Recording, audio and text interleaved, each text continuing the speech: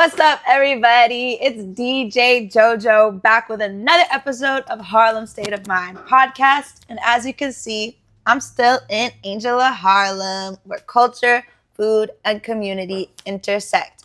And today I have a very, very special guest with me. He's been popping for a minute now. Very talented musical artist, my good friend, King YK. What up? Welcome to the podcast. Thank you for having me. Thank you for giving us some of your time today. No problem. Thank you for having me. Of course. So for the small percentage of people who may not know who you are, just introduce yourself real quickly and say what you do. Well, if you didn't catch it, I go by the name K, aka Mr. King Shit, Gang Shit ain't changed shit, but the number to change, bitch. Everybody that know me know that, but for those who don't, now you do. Hey. I'm from Harlem, New York. I'm an artist. Been doing music for, you could basically say all my life. Like, you know what I mean? I used to go by a different name. I was Young Kai at a point. Signed to Michael Bivins when I was younger.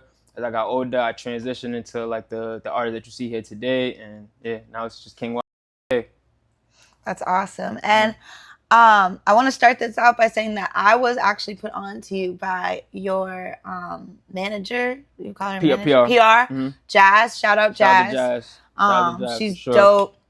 How did y'all? People, I still have my headphones. No, you get out. Those are actually pretty wavy. I like the red.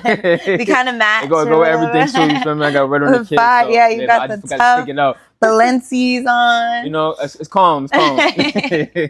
How did you lock in with Jazz though? Cause I mean, it's the cliche, like, you know, everybody from Harlem. It's a small world, so like everybody know everybody. And then even more like in depth, we from the same side of Harlem. So like for those who don't know Harlem, it's split between East Side and West Side. I'm originally from the East Side of Harlem. Jazz is from the East Side of Harlem. Her pops is from the East Side of Harlem. But fast forward, like so like a couple of years ago, I had a different PR. But like they was cool with each other. And then I also have I wouldn't say like my artist, but a artist that I work with. My cousin, but he from Harlem as well. His name is Young Dale. Jazz was his PR first. Okay. So like we were doing like cross PR management type of thing going on with my PR, his PR. Fast forward, like I took a break from the music, you know, personal stuff was going on. I came back, Jazz was, you know, well into her space and what she was doing. I just like hit her one day and I'm just like, yo, this is what I'm trying to do. And she was on board and, you know, fast forward, now we here. That's what's up. I feel like so many people that like aren't in the like music or creative space, like they don't necessarily recognize that it really takes like a village of people with you when it comes to like, you know, dropping music or shit. I feel like I was even one of those type of people before. Like I used to feel like, yo, I could just do this shit by myself, but and this is like coming off of like, cause I mentioned briefly like I was signed to Michael Bivins when I was younger. My pops was my manager at a point too. So like coming off of that and then coming into like I said, me transitioning from Young Kai to King YK, I had the rebellious attitude, so to speak. Yeah. Like, you know, every artist kind of like go through that stage. So I'm just like, yo, I could do this shit myself. But, you know, going down the line and going through things, trials and tribulations, like you said, like you definitely need a team. Like you cannot do this shit by yourself at all. But shout out to Jazz. Shout out to, who was it? Young Dell? Yeah, Young Dell. Shout out to Young Dell. Facts. Those, you definitely need a team of people behind you. For sure. For sure. Like I feel like everybody got a role to play. You're not an artist, you're not a producer, you're not a videographer. Like you still have a role to play within, you know, making sure the machine still moves how it's supposed to move to get to where everybody's trying to get to. That's too much to do all at one person. That's a fact. That is a fact. So what like made you, I know you said you've been doing music since you were a kid. I want to get into like your journey through it all. What was it that made you want to start doing music in the first place? Well, like once again, going back to my dad, he is like a notable figure, like you know, out here in Harlem. And especially like during like when he was like super active as far as like, you know, like being outside and stuff like that. He had this group, it's called MEN, and they were like both coming up, or rather all coming up around the same time that like Dipset was like getting a breakthrough. Cam was like just getting his breakthrough, like fresh off of like, you know, working with Mason, starting the whole Diplomat movement. And me and was like coming up like right behind it, or like side by side, so to speak. So I used to go to all the studio sessions, all the video shoots, This was like when like DVDs was popping. So like when they used to do like the DVD little pop-ups and shit like that, I used to go do that. Like, so just me being in the environment, seeing how everything was being done, and just on the outside looking in, just soaking up the game. Like I found a love for it.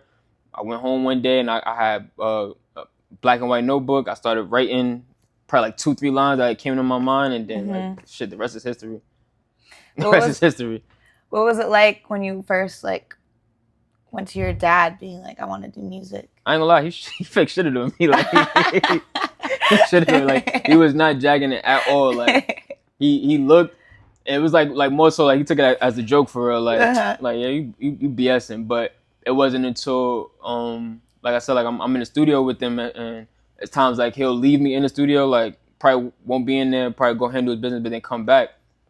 One of them times that he left me in the studio, I'm in there with everybody else. I'm just like soaking up the vibe. I think I either showed somebody a rap or like they was playing beats and I just started rapping by myself. Whatever the case may be, like however it went, I was able to like garnish the attention of like everybody that was there, to where like when my pops came back, they're like, yo, Kai, like because my real name is Kai. Like, yo, Kai, he was spitting, like you heard him? So now at that point he's like, spit. All right, let me hear. Let me see what you got going on. And then once I spit, that was it. I feel like sometimes it's harder, like as an artist, when your parent is involved, because it's like now you have to prove yourself extra. I was about to say, like, depending on the type of parent that you have too, or like what their role are in the industry or doing music or whatever the case may be, like you definitely have a lot of shoes to fill. Like especially like I feel like that more notably goes for like kids that are kids of artists. Right. No, so like for sure. like if you are a famous rapper and then you have a kid, it's like if that kid want to do music, it's a lot of pressure on that kid, because it's like they look who my parent is, like, you know what I mean? So I got a lot of shoes to fill, but that wasn't my case. Yeah, but it's cool that you were able to be like so tapped in from like a young age and like see what was going on. How do you feel like the music scene in New York has changed from like you were a kid back then to now? Yeah. I could say that back then it was, not saying that, artists of today don't got bars, however you want to put it, but like I feel like back then there was just like a certain limit around music, right? And it wasn't very like universal. Like a lot of the industry sound was like East Coast sound. More notably New York, because like all the labels was here, everybody had to come here to like kind of like pop off from wherever they was coming from. So everything sounded kind of like one dimension, if that makes sense, so for lack of a better term. But I feel like now it's like way more universal, because we got like the internet, the social media, it's a whole wider range of things, to where it's like somebody could be from here, probably influenced by an artist from like, I don't know, Atlanta or from LA or some shit, but be talking about shit that's going on in the town. So like it kind of like correlates with each other to like push a diverse sound, so to speak. You know what I mean? So I say all that to say I feel like we in like a very, very diverse space, and I kind of like it. I love it for real. I like it too, and I feel like it's so interesting because even like when it comes to like underground music, like I feel like underground isn't really underground anymore. It isn't. I feel like that'd be like the more thing that everybody go to now. The underground, like the mainstream is kind of like playing like what the underground used to be like. So like people used to go to the mainstream first, underground would be like backhanded, but now I feel like the underground is kind of like in front of the mainstream, like minus like the legendary artists, like the Fat Joes and the 50s and like whoever else is coming out from back then now and dropping shit.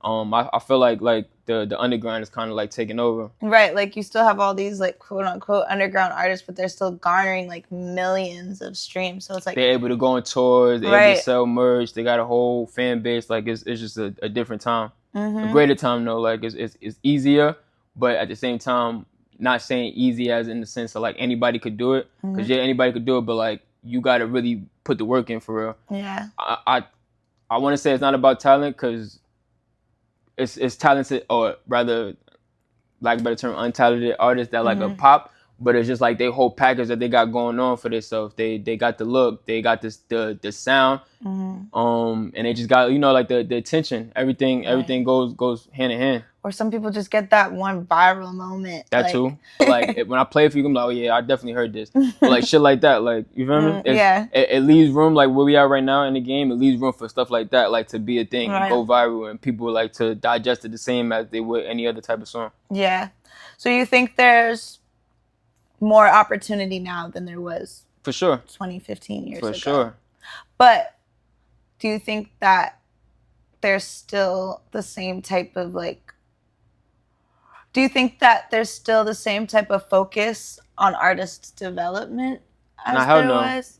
Yeah. You hear it like in multiple like interviews from like different industry back people, like meaning like the A&Rs, certain DJs or certain people that's just like in the hands of like the behind the scenes of the music. Mm-hmm. You hear it all the time right now. Like it's very, very much lack of artist development. Like it's barely any if it is. Right. No, I agree. With that in mind, how do you approach this industry as an artist, and like what are your values and morals that you keep to yourself as an artist? Well, for me, like I try not to get how can I put it? I try not to get caught up too much in like everything that's going on, though like it still plays a part in like my artistry of today. Mm-hmm. Because like I'm the type of artist where like I like to call myself a chameleon, right? So like I could literally adapt to any environment, any type of thing that's going on. Like if you go back and like listen to my older music, mm-hmm. and then fast forward to now, and then like kind of like just gain like a sense of everything from listening from then to now, you could see like through the times of music changing, sound changing, I was able to always like find my footing and whatever was going mm-hmm. on, but still keep it true to me. So like I feel like that's like what my specialty is. Like I'm able to tailor anything that's mm-hmm. going on in the industry or the time that we in, but fit it to what I got going on and tell you my story. I love that. That's fire. I think that's a quality that has taken you very far and will continue to take you further. For sure. Walk me through the days of, what was it, Young Kai? What was mm-hmm. your old Young Kai? Walk me through those days. Yeah. So like I said, I was with Michael Bivins mm-hmm. when I was young. This was like, what was that like? Hold on, I'm sorry. No, you good. So that started bringing it back to like the DVD days. So there was a DVD called Sub-Zero. Mm-hmm. It's like on like Smack DVD is up here. Sub-Zero is probably like right under it, or like within like the top like 5 or 3 DVDs going on at that time. There was a day that it was him, it was Loon, and it was uptown on like 155th over there by like the 55th / 161 bridge. And it was over there by the car wash. Sub-Zero was just shooting them, but Loon is cool with my pops, or was cool with my pops at the time. So we was going over there to check Loon, and then it just so happened that they shooting the DVD. My pops like, yo, go ahead, get in there.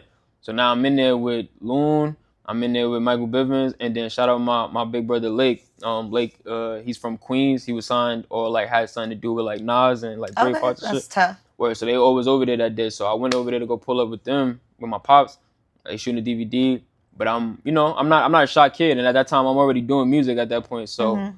I'm on the camera, they talking, and then Mike said some shit like, yo, I don't know what Shorty do or whatever. Like if you go on my gram, I got like the little clip up there. But he's like, yo, I don't know what Shorty do or whatever. And I'm like, yo, I rap. He like, you rap? I'm like, yeah. He's like, all right, well, you got something you wanna say to the camera? You wanna spit? He gave me the floor, and that was that. That's fire. How old were you? What, 10? Okay, yeah, like tough. I wish that I was that like bold at 10 years old. yeah. It's whatchamacallit, and it's so crazy because like leaving from there, or like in the moment of everything going on, I spit or whatever, cameras off. Now we just sitting there, just chopping it up. But like it was never a thing of in that moment of, I want to work with your son, or like I want to sign him. But he kept talking about the freestyle. Boom, we leave. Probably not even like 5 to 10 minutes later, Loon called my pops. He's like, yo, Mike want to speak to you. He's like, yo, I fuck with your son. Like, I ain't gonna lie, like I want to work with him. From there, like we was locked in. But then it got like kind of like not weird, but like it's just like timing. Like going back to the timing, right? Mm-hmm. Timing wasn't on my side when we got connected. So like just going down the list of like everything that happened, I rapped for him on the camera, boom. We leave 10 minutes later. We get the call. Probably like a week after that or 2 weeks after that, it was like my birthday, or like a couple weeks after that, it was my birthday. I remember me and him on 25th. This was in 25th and Lex, where the McDonald's is at. We sitting in the car. We going through beats. I'm rapping. He's like, nah, yeah, you nice. He signed me on, like, if not my birthday, it's probably like the day after or the day before my birthday. Wow. But it was only for a year contract, and then within that year, he had to go do Making the Band. So like damn. Diddy had him with the Making the Band, so he kind of like had his time and focus off of the label and more so into, you know, shooting the show and dealing with that. So, but you know, shout out to Mike. Mike is still big bro. Like I see him today, it's still the same love, still the same, you know, support and everything like that. But and that's dope that he saw like your talent and your potential at such a young age. Yeah, so that must have been like a crazy feeling at 10 years old. For sure. Because it just set the tone for everything else to come behind that. Yeah. I just sat down with like Atlantic Records and shit like that when I was younger. Like just different rooms, different people, you know what I mean? And different situations that like kind of like presented itself. But, you know, like I said, timing is everything. It just wasn't the time for it. I don't think I was, like looking back on it now, I don't think I was like prepared as an artist or prepared like self, you know what I mean? For what was to come of if I would have had the opportunity to, you know, take one of them opportunities and take it up for real.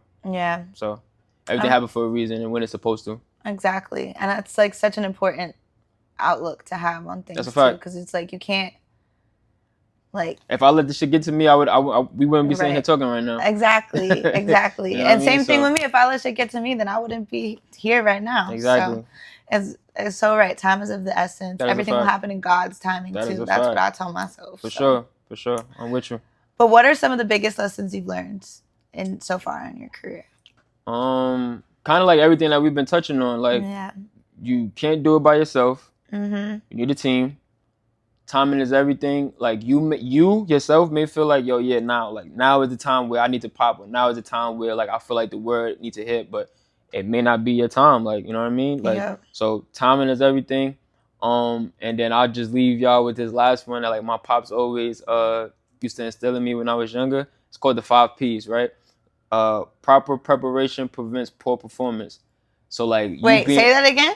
Proper preparation prevents poor performance. Okay, 5 Ps. I like that. So 5 Ps to keep it P. I like that. I'm gonna have to steal it. I ain't gonna lie, I like that. But yeah, you know, like just put it in layman terms. Stay ready so you don't gotta get ready. You know what I mean? So that goes for anything. If you're an artist, making sure you're like your skill set is just to a T. Like if it come down to it, you know you could perform on the spot or whatever you need to do as far as like you being your artist and like your type of music that you're making and what you're trying to, you know, get across in your music. Just be ready to do it on the spot and whatever it takes to get it done, get it done. That's fire. Or so that's what I got. Next time I'm put on the spot, next time I'm nervous about something, I'm gonna keep that in my mind. The 5 Ps. What is it again? Proper preparation. I'm gonna have to text it to you. But yeah. Proper preparation prevents poor performance. Bet. Okay. I got you. 5 Ps to keep it P. I'm taking 5 Ps to keep it P. Yo, that's tough. Okay, back to the music. Yeah, come on. What's your song of the summer? Myself or just in general? Like right now, what's the song of the summer? Like no, what's your song? Like. Okay, not talking about your music specifically, unless it is one of your songs. But like, right, what's the song that you've been bumping? I done made that's been living through the summer is Road Baby. That's my song. Road Baby, okay. Yeah. So shout out to my son Kills. Shout out to Trippy Leaks. They both from Detroit.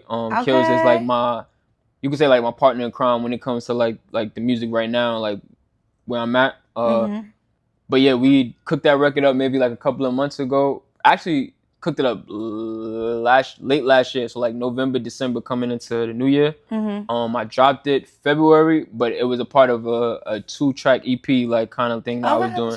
So I was pushing the other record first, and then I just started pushing Road Baby like June really. That's what's up. Why is it called Road Baby? So like the term Road Baby, so like the song itself, think of like Bonnie and Clyde, right? But like in modern day and like where we are, right? So Road Baby for me in the song is I'm on road, I'm you know, for the music. I'm hitting licks. I'm doing this, doing that. I got my girl with me. Like she with me riding. You know what I mean? And after handling the business, now we going to have fun too. We getting fly. We popping our shit. You know what I mean? That's so tea. I like that. It's one of those. Okay. So that's my song of the summer. Like my song that I made. But then when you take it to regular, like just listening to music, song of the summer I've been playing all summer. I've really been all over the place for real with the music as far as the whole summer. Now, as of recent, like the past, like, I want to say like a week or like a couple of days now, because it just came out like Friday. I'm a Meek head. Okay. So Meek just dropped that Nightmares and Dreams. I've been playing that shit since it dropped. Like, back to back. Shout out Meek. Oh my God, I haven't even listened to that yet. I'm a DJ. Like, you slipping. I'm lacking. We know why? It's because I'm obsessed with that Little Baby song of Dead Person. Oh, no, yeah, okay. I like that song too. I'm playing that back to back. Last Saturday at Angel of Harlem, I probably played that shit like 20 times. I ain't gonna lie, that song's fire though. Yeah, that song's fire. It's a different Little Baby for me, like. Yeah, but like it works well, and then Pharrell on the beat, Pharrell can't miss. Exactly. So yeah, that beat goes crazy. For sure. What's your song of the summer? Is that it? I said that. Or is it it would be no. It's not Spend That. Right, Shout out to Young Miami. Though, I had to throw it out there because I love Spend That, but it's not my song of the summer. Okay, my song of the summer will probably be Baby. Oh, I just want to dance. I just want to dance. I take it back. My song of the summer is Rubbers. Oh, okay. Okay. Do you think it's AI? Yeah, it is AI. Damn. It is AI. You okay? I'm just. But I like it though. I'm not to be willfully ignorant. I like it. AI. I like it though. It's not. I'm not one of those people that's like, oh, it's AI. Like, nah, I'm not condemning it at all. Like, Really? Hell no. He made it work. He did make it work. And it's catchy as hell. It is. My pocket's getting thicker. The watch is moving quicker. Money talk is much louder. Come on now, like that should be the soundtrack of a good Saturday night, good Friday night. I'm throwing that on. That's the vibe. That's the vibe starter for sure. And then you gotta go with Baby Chief, right? Oh yeah. I just want. That's my shit. That's my shit too. But after Rubbers though, Rubbers come first, and then I'll put that on after. Yeah, those are two good summer songs. For sure. I'm nervous about the AI and the music thing though, because it's like. But he's not the first one to do the AI. Remember Timbaland, like when they first introduced like AI being a thing and AI coming into music. I think if I'm not mistaken, Timbaland was like one of the first people to like sign a AI artist and like actually like be pushing. I do remember that. And he was catching flack for that too. Like, yeah. And Drake did the AI Tupac thing.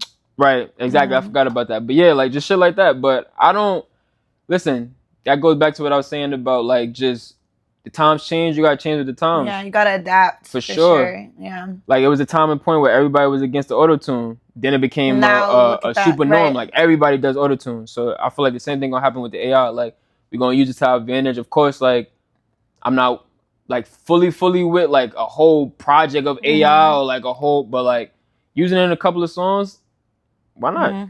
I feel like every artist could do that too. Like if you want, like, you know what I mean? Okay, so we don't necessarily need to hate on it. Nah, hell no. Just adjust to the times. Yeah. Okay, I like that output. All right. Cause like think about when autotune came out, right? Or like when autotune was like popping, like T-Pain was in his prime. Right. I think Wayne was like in his prime, like using the autotune and shit. But then Jay tried to do like the DOA, that for autotune. Shit didn't work. Like it backfired. Before you know it, everybody is using autotune. Yep. Drake used autotune. Nicki used autotune. Yep. Bringing it back to my fave, Meek used autotune at a point in time, and like songs and shit like so. AI is I feel like gonna fit in the same pocket. Like it take time. It's a little pushback right now because it's still new. Like everybody's still adapting to it or adjusting to it. A year or two down the line, watch the conversation change of like how AI is accepted in music. Yeah. I feel like there has to be like certain like guidelines though. Like I wouldn't. What you feel like as far as the guidelines? Like there was I seen something because I'm really into house music, right? Okay. And there was like a house song that dropped on TikTok that went super viral. And one of my favorite like artists is Georgia Smith. And the song that went super viral, it sounded just like her voice. But it wasn't her. It was AI. Okay. But the person that made the song with AI like used her as an example like voice. Yeah, as a template voice. And I feel like you shouldn't do stuff like that. Yeah, stuff like that is I don't like that. Right, especially when you're I don't like the idea of using other people's voices. Using other people's voices? Yeah, I'm against that as far as like with the AI conversation. Now, if you're using it for your voice and it's just like altering your voice, like you're not a singer, right? But it makes you sound like the greatest singer in the world and not sound like anybody else but yourself, just in a single voice. I'm with that. But when you start trying to sound like somebody else and then using it for profit, and then you're going viral under somebody else's name. Exactly. Yeah. That's when it becomes a problem and it's like frowned upon, so to speak. Yeah. Word. But all that other stuff, I can get with it. Exactly. I like Rubbers. That's a great song. That shit is fire. I'm kidding. That shit is fire. Yo, so going back to your music though, I want to talk about your music. So, what is like the energy that you're bringing with your music right now? Right now, I feel like I'm in the energy of just really for myself having fun with this shit, but like to the audience, letting them know that I'm having fun with this shit, but motivating and just like promoting like a good time at the same time too. I like you know what that. I mean? So like, you know, I got songs where, like I said, like within like Road Baby, you know, I'm talking money talk as far as like, you know, going to get it and shit like that. But I'm also talking about how we gonna spend this money after we get it and like, you know, the fun that we gonna have and shit like that. So I feel like I'm in that pocket of like motivating, having fun, but like having a way to like bring them both together to make them one, if that makes sense. I love that. I think that's like such a good type of vibe to have, especially right now. It's like thinking of like your regular life, right? You work a lot or like majority of days out the week, but you're not working every single day. Like you gotta have a day where you want to take a break. You just want to let your head down. You want to, you feel me, vibe out, go drink with friends or go do this, do that, and just have fun. Like not worry about work at all. Like so that's where I'm at with it. Like, you know, not every day I'm on chasing the bag. Like some days I just want to cool out with my kids. Some days I just want to go chill with the bros and go pull up on whatever spot is popping and catch a drink, smoke. You know what I'm saying? Just vibe and have fun. Like so, yeah. I feel like that. Like that's the balance of like my music and like where I'm at. I like that. Or so do you have any like what should we have on our radar right now? Like, are you dropping anything soon? So Road Baby, going back to Road Baby. Road Baby is out now on all platforms: Apple Music, Spotify, Tidal, anywhere you listen to music at is there. Tap in, right? The video is coming for that. And then I got another single coming out before August is over. I have a feature. I'm not going to say the feature as of yet. But that one is called Whole Package. And just to give you like a synopsis quick of like what that song is about, it's about me talking. It's really like a universal song for the girls, right?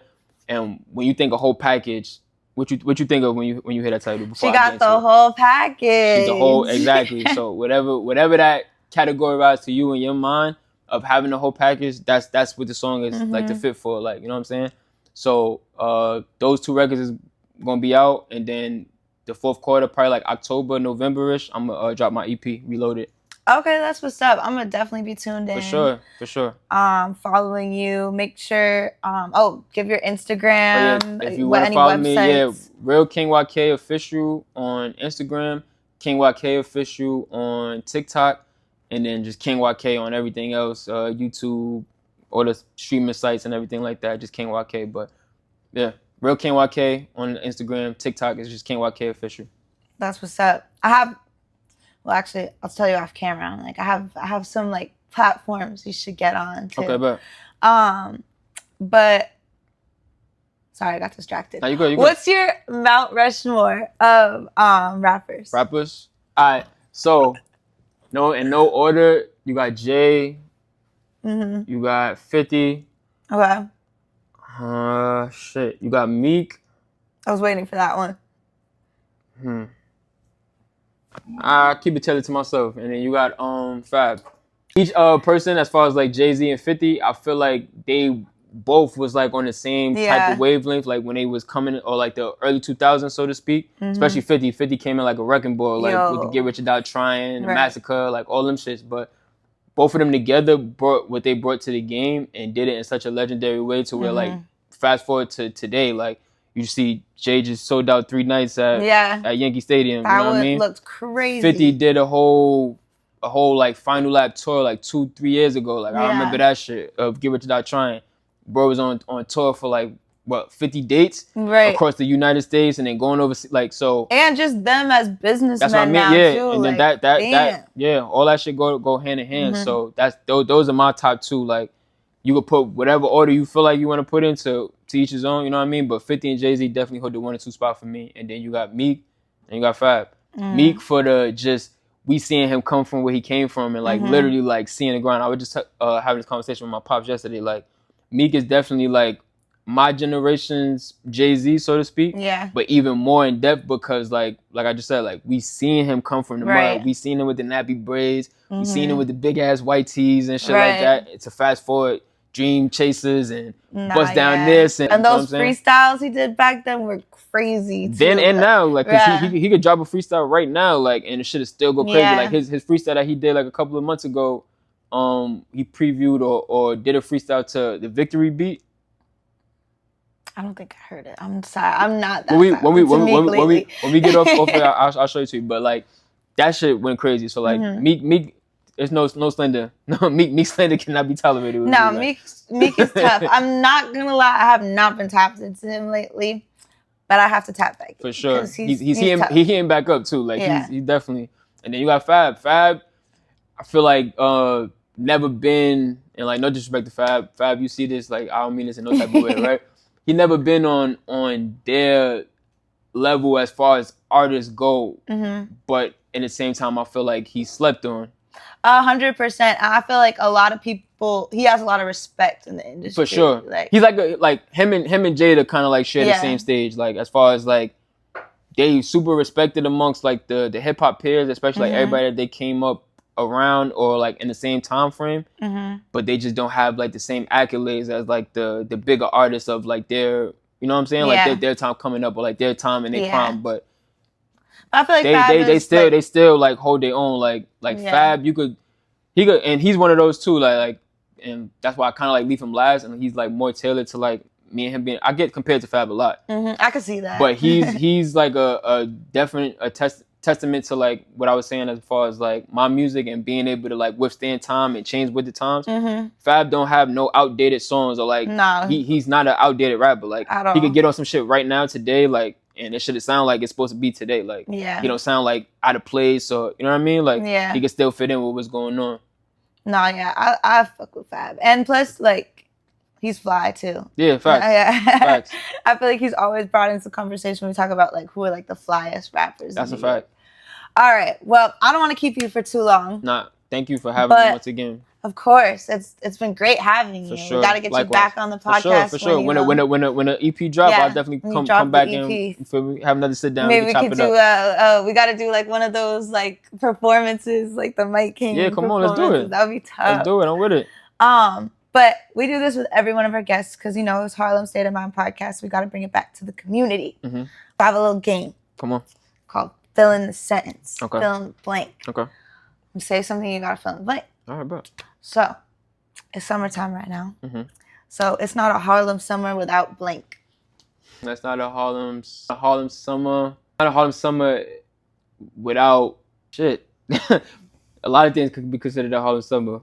I'm going to just, off the top of my head, it's not a Harlem summer if you don't hit El Portos. Oh, facts. Off the late night. It got to be the late night too. You can't do El Portos during the day. Like, it don't hit the same. Like, I literally missed him, like, by, like, 30 seconds.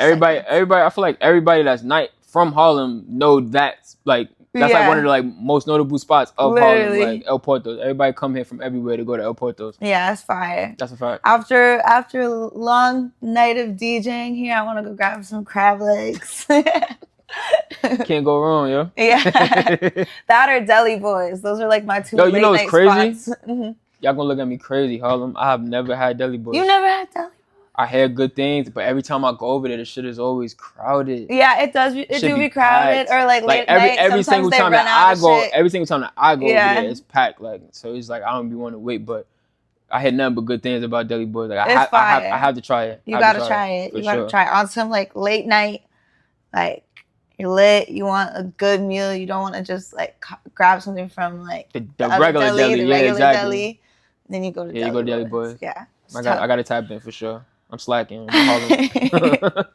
All right, next one. Come on. Because you know Harlem's the flyest, and I see you.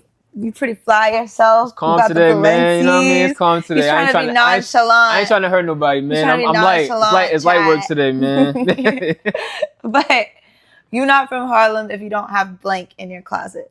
I don't even think it's like a Harlem thing. I feel like it's a New York thing. But for the sake of conversation, we're gonna keep it Harlem. You're not from Harlem if you don't have a pair of ups or butters in your closet. Yes, yo. For sure. Ups for the summer. If we keeping it on summer, butters can really go for the summer too. Like I didn't see niggas put it on for the summer. You feel what I'm saying? So you're not from Harlem if you don't have either one of those in your closet.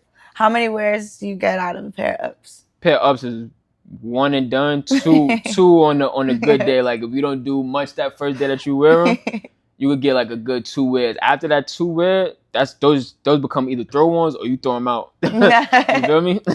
I just actually DJ'd Air Force one day. You know Black Just? Yeah. Yeah, I just DJ'd his Air Force one day. How was it? Downtown. It was fire. And I got a pair of butters from him, like the pink ones. How many times you wear them?